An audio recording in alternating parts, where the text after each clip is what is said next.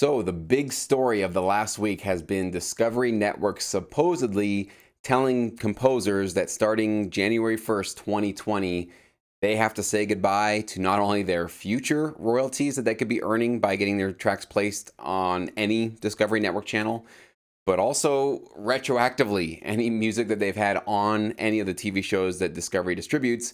They have to also say goodbye and no longer claim or look forward to any of those royalties either.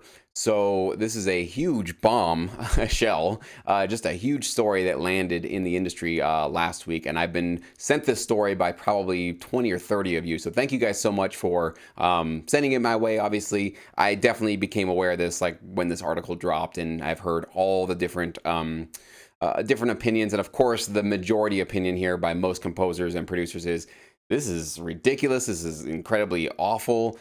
This is a complete bait and switch. And in this video, I'm basically going to give you what I know as of right now today, okay, this date. My prediction is that this story is going to evolve. There's going to be more information that gets divulged. I don't think we have the complete picture because I'm hearing conflicting reports from various sources about what's going on with Discovery. And because their response to this, according to this article, which I'll link below, is very vague and doesn't really talk directly about what their new policy is, we don't really know what's happening other than just taking somebody else's hearsay, essentially somebody else's story from what they've been seeing. So this article is essentially talking about this new business structure that Discovery Networks is supposedly, again, we don't have all the facts yet, but this is supposedly what they're rolling out in 2020. Essentially what they're going to do is moving forward, if there's any music that they're directly taking from a composer, let's say they hire a composer to score an entire episode or a group of episodes for one of their shows, supposedly they're basically telling those composers, up until now, we've been paying you for your upfront sync fees, and you've been able to collect those performance royalties from ASCAP, BMI, or whatever PRO you're affiliated with. Starting in 2020, we're not going to be paying those blanket fees to BMI or ASCAP or any PROs. So basically, you're going to be doing a work for hire for us. We're going to pay you once, and then we're going to own that music 100%, and you will not be earning any back-end royalties. That is essentially the deal that they're going to be giving to their composers moving forward.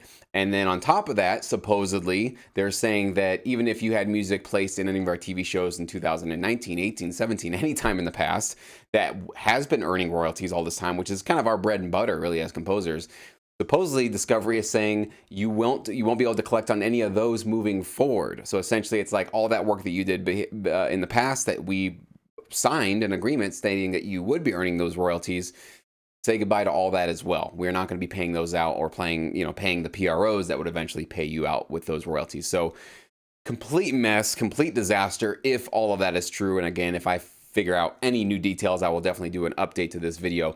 But here's the conflicting story that I'm hearing, okay?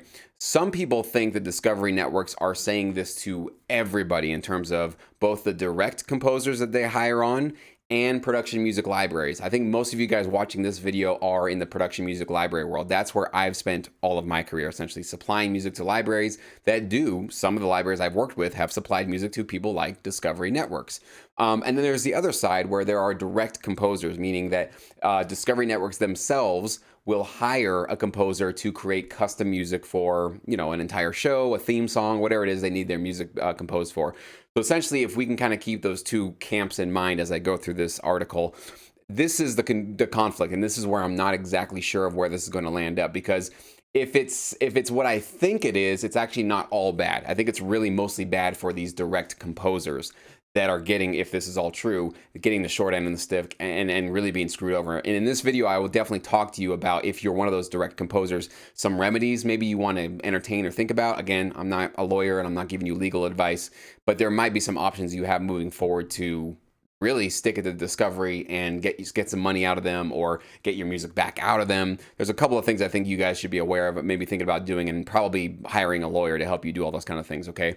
If that's what's happening now, that Discovery Networks is basically saying no, or kind of giving this really bad deal to direct composers, I think if that's the case, what they might be doing is, and I know this for a fact, they do have their own music library. So Discovery Networks owns their own library, and it's called Discovery Music Source. That's the name of the library that they've basically paid production music libraries and composers to help them create, and they have their own in-house library. So some networks actually do this to try to save money. They might spend a lot more upfront to try to basically buy out a lot of this music to have their own.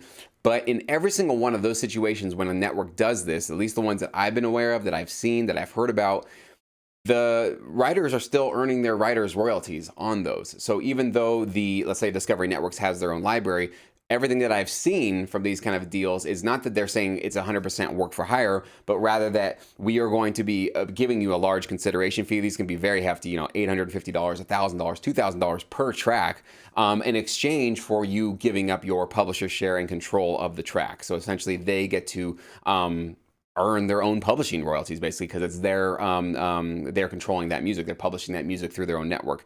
But in every one of these deals where a network creates their own library, they're still, from my experience, allowing you as the composer to keep your writer share. The only exception to this has been that I've seen is, let's say you're a composer, you're working with a production music library. Okay, so it's you and the library together. They're going to go supply music for a network or something like that. Sometimes the network will say, we need to keep 100% of the publishing. So the library will go, well, crap, like that's where we used to make some of our money. We have no way to make any income if we can't get any of the publishing. So they'll go to the writer and say, hey, if you want to help us build this catalog for this network, we need to come in and take 50% of your writer share. Okay. Now, whether or not you should do that as a composer, I can't really make that choice. I do think that the only time that you should be allowing somebody to get in on your writer share is obviously if they co-wrote and produced your track with you, that would be fair.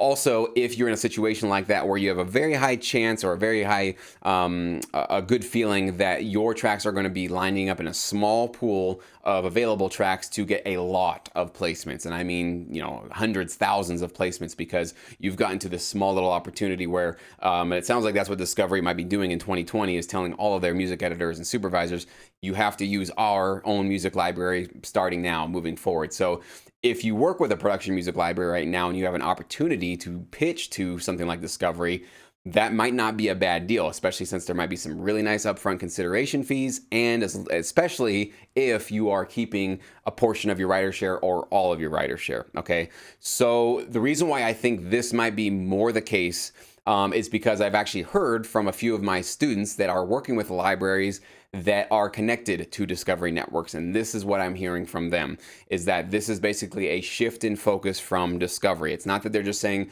screw all music producers and screw production libraries and direct composers and everybody, we don't care about any of you guys. It sounds like, from what I'm gathering, my best guess at this point with the information that I have, is that they're refocusing how they're getting their music, right? So they might be spending, I don't know what they spend to, have those upfront fees, those basically composer fees, sync fees, to hire out a direct composer to write a custom score for one of their episodes. I don't know how much that is. I could probably almost guarantee you, though, that it's a lot more expensive than maybe paying a hefty consideration fee, but then saving long-term on not having to pay out those publishing royalties, okay? So that's what I'm thinking they're doing. That's my best guess. But again, the other conflicting report I've heard is that Discovery Networks is saying this to all production music libraries, that they're telling everybody, if you want to send us music, sorry, we're not giving any back-end royalties, nothing like that. We will give you the sync fee and upfront fee to do it, but that's it. So we're going to see moving forward where this goes. If it is a complete across the board, we don't want to pay anybody back-end fees, I think what they're going to find out very quickly is a major ambush and a major boycott from quality producers and composers wanting to work with Discovery. So yes, there will be some people that might still supply them with some music here and there. The chances of this kind of a business model working out in the long run, I don't think it's going to work out so great, because I think they're going to get so bogged down and then having to run their own music library that they're going to lose focus on the thing they should be doing, which is creating content, right? What does Discovery do? It creates reality shows and documentaries and nature stuff and travel shows, right? That is their primary focus. So if they're getting bogged down on running a music library company or getting really low quality, not so great sounding music to work with, they're going to run into bigger problems down the road. So but if it's what I think, my hunch right now is a little bit leaning more towards that they're trying to go just in a different direction for how they procure music, and probably something that will save them money in the long run. I think that's what they might be doing here. And if that's what they're doing, maybe that'll work out, maybe it won't. We'll have to just kind of play it out and see. But if you are a direct composer, and this is true, of course. I haven't even gotten into this article yet. I know. Sorry, guys. It's going to be a long video, so hopefully you're ready to dive into a little bit of this. But we talked about basically all of the fundamentals of what this article is talking about. But I wanted to say one part here where this part, composers have been offended by what they call veiled threats. Okay, this is kind of, what does that really mean? By Discovery executives that if they don't take the new deal, meaning no more back-end royalties, their music will be stripped out of existing shows, stuff that's already airing, and replaced with generic library music that the network already owns. So veiled threats, I don't know what these people heard, why they think it's because a threat would be something you could say, well, they wrote it down, they emailed me, they told me over the phone, they said, if you don't agree to this, this is going to happen. But when you use the word veiled, it sounds like maybe this is kind of one of these, like, you could interpret what they were saying on the phone or in an email. So I don't really know how valid this is. The chances, though, of Discovery going back to their entire catalog, and you can see actually in this article, they even say that Discovery has over 8,000 hours of content. Okay, and it also, according to this, it's less than 1% of their budget per quarter. So we're talking about a small amount of their budget. 8,000 hours of content for them to go back and say, okay, we're going to take all of every episode that we've ever aired out to get them off the servers, pull them back into the edit bay, take all of that music out, go find new music to replace all of that with, get all new themes, right? All these themes that people have become accustomed to over the years. We're just going to replace all those themes. Everything's going to be very low chance they're going to go through all of that work for something that's less than 1% of their budget. And not to mention that could immediately damage their brand. I mean, if they do it and they actually change theme songs and music that people have become accustomed to with Discovery content, I think it's a big mistake if they think they're going to do something like that, even just to save a couple of bucks. I think a massive mistake on their part if they do that. I just don't think that's likely they're going to. But for those of you that have been affected by this and you are a direct composer, if they are changing the terms of their agreement, I haven't seen any of these agreements. So again, not a lawyer, not telling you what to do. But if you signed anything that said, I'm accepting the sync fee from you, but I reclaim my writer share, maybe also part of my publisher share, whatever it is you negotiated with them, I'm not really sure. And it said something in that about like this music is going to be exclusively distributed through Discovery Networks in perpetuity, basically forever. And now they're coming back and doing this, if this is all true, and they're doing this bait and switch where they're like, oh, by the way, we're just going to renege on that contract we gave you. Because yes, we told you could collect your royalties, but now we're going to switch that. If there wasn't any sort of an automatic like reset on your agreements, where it says like, well, this agreement only stands until January 1st, 2020. Unless you had something in your agreement where they're open to be doing this, you might have a case where you could go after them for breaching a contract, for fraud, actually, for basically agreeing to do something and then later on switching that agreement and no longer living up to what they've agreed they were going to do. So you need to talk to a lawyer. I think this is something that you should get some professional advice on. I don't think you should go it alone. They have every probably legal resource at their disposal with a team of lawyers that can run circles around you if you try to do it by yourself, where you're sitting there Google searching what these terms are as they're getting back to you. So I think maybe finding an entertainment attorney that you feel that you can trust, that you could work with, would be a good way to just explore your options. One other idea you might want to think about to avoid that, because I'm sure Discovery does not want to go to court. They don't want to be sued. They don't want to go through all this stuff, especially the publicity, the negative publicity is going to do, is maybe you could say, listen, if you're going to basically renege and go back in time and start getting rid of all the essentially the royalties that I've already done the work for, well then I would like to change it going back in time as well, and I want to make sure that I can take all that music that you have and I'm going to go find another home for it, because you are completely 180ing what we agreed on. So I'm no longer exclusively tied to you. If you're breaking the contract, I could break the contract too, and we can both just walk away essentially and say, okay, best of luck, thank you for the business we've done. Moving forward though, any track that I've ever submitted to you at Discovery, you no longer have exclusive control over. I can take that elsewhere. So that might be another way where you can get your music out of their catalog. You can actually go find another home for it, maybe a production music library, maybe another TV show or whatever you feel like you can monetize it with. That might be one way where you can, it's still going to be a bummer, and I still feel for those of you that are going to have your future income affected, but at least one way where you might have to, you'll have another option somewhere else to go with your music and avoid, a lawsuit. So, but again, maybe you could do both. You could file a lawsuit and get your music out of there. So again, talk to a lawyer. I'm not going to give you legal advice. I don't know what the best plan is, and I haven't seen your contract, so I don't really know what you're facing there. So what else? Let's see. I want to make sure I covered everything, as I know it's such a big topic. Many of you are concerned about it. Just like what we talked about with the Netflix situation, this, if it's what I suspect it might be, that they're switching their business model and going to having their own library.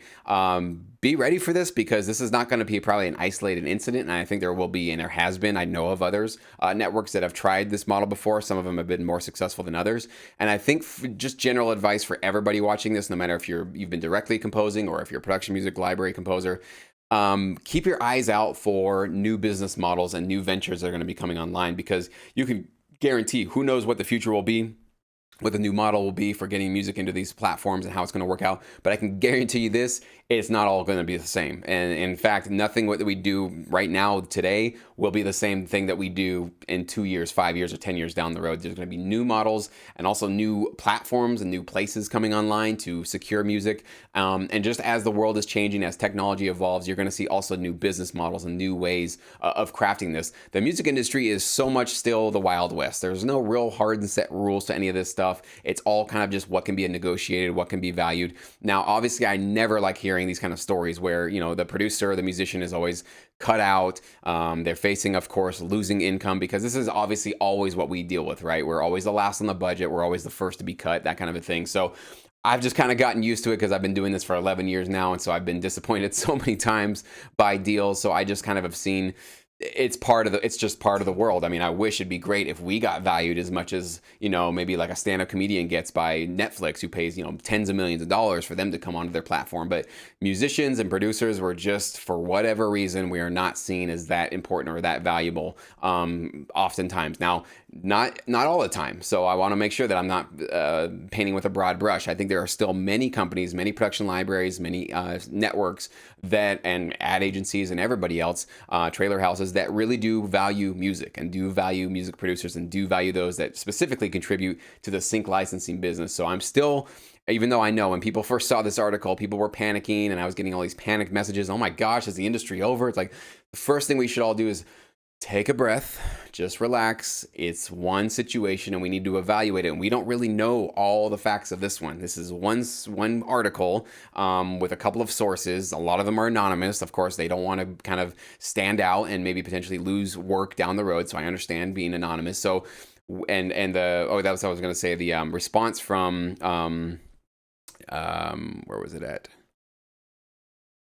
Discovery was.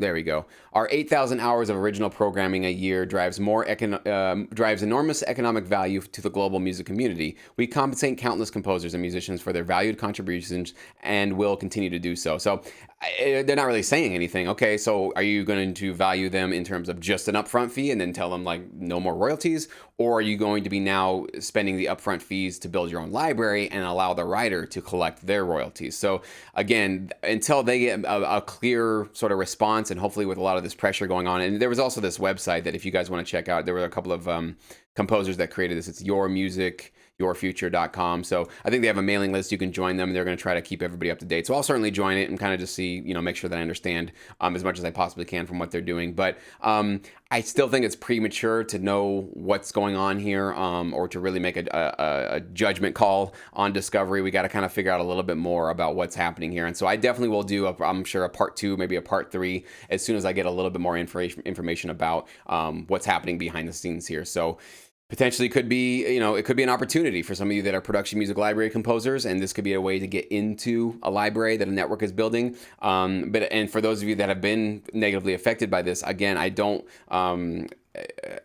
I know that like you could see somebody in our position as scabs that are coming in there to basically take that work from you and fill this sort of void that you've now not able to fulfill, kind of a thing, because of this terrible deal supposedly that you're getting offered. So I understand how you feel about that, but I just don't see it that way at all because I've been pushed out of so many opportunities from direct composers in my career, and I've never taken it personally because they just fit the opportunity better. So I've wanted to, I've worked with many libraries where we wanted to go in and score something or be part of something like that. And at the end of the day, they decided, you know what, we just need to go hire a composer, a direct composer, because I think we just need to get that personalized touch for this. We don't want to use pre-made music, pre-made production music. So I've been pushed out of plenty of gigs and stuff, and it's just, it is what it is. There are certain opportunities that are better for one kind of music solution than the other, for lack of a better word. So what I would say is obviously seek your legal ramifications or remedies if you have any. Consider going to other outlets with your music and see if you can get that music back out. And finally, I know many of you who are direct composers probably wouldn't want to do it, but partnering with a production music library might be a great solution for you in the short run, essentially, here, to at least have a chance of getting your music into a catalog that can be constantly placed. Again, as long as you're collecting on those royalties. But I know most of you, if you've had a direct relationship with a network, going through an intermediary to get to some of a library, and if you might be completely just turned off to Discovery at this point, be like, I don't want to work with them. So I get all that. So if you don't want to do anything like that, then obviously, make your own choices. So, but no matter what side of the fence you are, where you're approaching this, we all have to keep our eyes open. We all have to, it's always a fight. It's always a struggle. Again, we're always being pushed. We have to kind of push back sometimes and shove our weight around a little bit. And we do have a lot of power in this industry. Don't let anybody tell you that you're not, that you don't have any power. If you don't want to do a deal, and if you don't want to contribute your high quality music to any network or any opportunity or any library, you can say no. I mean, some of these people were saying they felt like they were forced or that they had really no choice. No, you have agency. You have power. You can say no. I know saying no to what's probably been a really nice, sweet gig for you for many years sucks. And that's really kind of a big, cold slap in the face. And I don't wish that on anybody. It's really a terrible thing to go through. But it's life, and it's the music industry, and it's the sync industry, and it's just the world. One thing you can guarantee is that there will always be changes, and there are always going to be these struggles that we have to always keep our eyes out and always think about. Where can I get an edge? What are my potential threats coming down the pipeline? That's what I'm always looking for. You almost have to be a little bit paranoid in a way, looking down the pipeline to see like where your strengths and weaknesses might be in the future with all these new technologies and new business structures coming on board. So with that long rant, I want to hear what you think of this. I know most of you are probably going to think it's just terrible, it's awful, and I understand all that. And if it's what it sounds like, that they just are stripping away all the royalties from everybody that submits music to Discovery Networks, I would agree. I'm completely on your side with that one, and I would say we just don't submit our music to Discovery and just let them suffer and have their low quality music, and that's fine. But if they're restructuring this might be an opportunity for some of you. But I do want to get your thoughts and opinions. If I'm wrong on anything and you have firsthand facts about that, you can comment below, or probably what's better is just email me, jesse@syncmymusic.com. I would love to hear from you. I'd love to be corrected if something I got is wrong. I do not want to have inaccurate information, but this is the best guess I have is what's happening right now. And the more information, the more you guys can provide to me, the better I can give an update on this video and really get some clarity moving forward, so that we all can be really informed about these kind of things that happen and make the best decisions for all of our licensed careers moving forward. So leave me your comments below. I'd love to read them.